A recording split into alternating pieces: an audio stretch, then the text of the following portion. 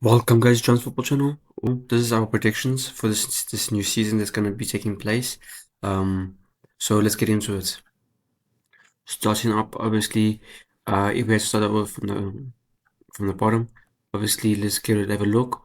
The teams that might be having to get to be competing in relegation this season, the team that hasn't been really been able to actually do much. I would say it could be the likes of probably Ipswich. I think Ipswich probably don't have enough this season to actually do a job. So I think that's why they will be in 20. And then we take a look probably. Okay, and then afterwards we have a look. It could be also the likes of um it's very tough. I mean, there's a lot of strong teams in here, but I think Nottingham Forest should be also one of them. They probably go down this season as well. Um, considering that I think they have lost a few bit of players, and actually haven't strengthened much in their positions. And then if you take a look as well, um, I don't know if Hull City, they could as well. I think Hull City look strong enough to actually stay in the league as well. Um, probably. Probably could actually have to be the likes of Coventry City. I think Coventry City probably are the team that goes down. You would hate it because of Frank Lampard and what he's been doing, but I think obviously I had a chance to actually see their first game of the season, losing 3-0 to Arsenal. I don't know if they were able to bounce back and actually keep winning games. So by the looks of it, will be Ipswich, Nottingham Forest, and Coventry will be going down. Probably if we actually had to be more precise, I think probably Nottingham Forest are the team that gets lost. Probably Ipswich and then Coventry, probably one of the last teams to go down. And then if you take a look after that, who else would be next? I probably would say Leeds. I think Leeds look a bit also I don't think they have strengthened as much as they should have. So I think they'll end up just surviving the season. And then if you look at all the other strong teams ahead of us, I think unfortunately Hull City do look quite very strong, but I do think that they are not as strong as the teams ahead of them, so hence why I'm putting them in 16th. And then if you keep looking, the teams ahead of them, I would probably put, um, I would probably put Fulham, probably put Fulham there as well. Fulham in 15th. And then if we look as well, we probably would put, um, I could probably put Sunderland. I think Sunderland is also haven't done much, and I do think that they also just as well will probably just be in that area to finish the league. And then if we look also ahead, I think it could easily be take a look. I think probably Everton as well. Everton also haven't done well to actually do much. I think they would also be in that position as well to just ahead of Sunderland, which is not, I mean, as long as we start getting up here, is not the worst, but the worst out of the best, basically. And then if we look at Crystal Palace, I think Crystal Palace probably do drop in around somewhere this position as well. Let me know down below. Do you guys think Crystal Palace probably do you think that they actually get more points this season than Aston Villa? I would probably think so. I think Crystal Palace don't look like they've lost. Okay, they have lost. I mean, we bought some players from them. They have lost Mark Gurry. They have lost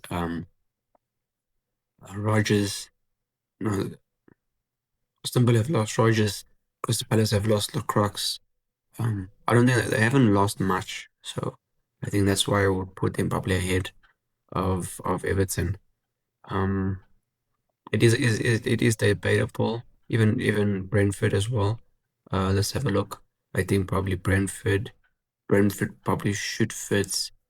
Uh, I think Aston Villa. I think Aston Villa just fit ahead of Crystal Palace. Because we know that they have definitely lost some players this season. Brentford is also another question. Is Brentford strong enough?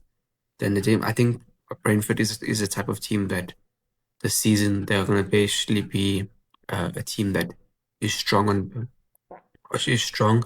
So I think I'll just put them ahead of Aston Villa. I think they'll just be tidy, and I think that's when they will be able to get the points from teams.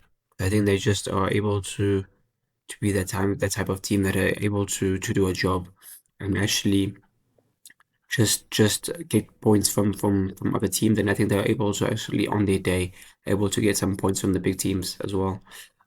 Just how they play and how they are as a team that we have seen in the last season or so. And then office now we're in 10th position. We could actually I think Bournemouth probably can come in somewhere around that position as well now, ahead of uh Brentford. So they're probably in be ninth. And then could see Brighton as well come into this position as well. Ninth. I think Newcastle actually, I would say Newcastle got behind Brighton. I think Brighton are stronger than Newcastle this season. Um, and then if you take a look, now we're actually in the seventh position. So obviously Brighton will probably be getting. So yeah, Brighton in seventh position. Now we take a look at the top six.